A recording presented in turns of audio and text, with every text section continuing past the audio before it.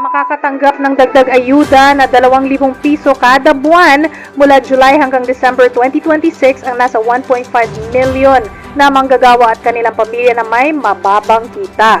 Ayon mismo kay Pangulong Bongbong Marcos, sagot ito ng gobyerno dahil sa muling pagtaas ng presyo ng produktong petrolyo.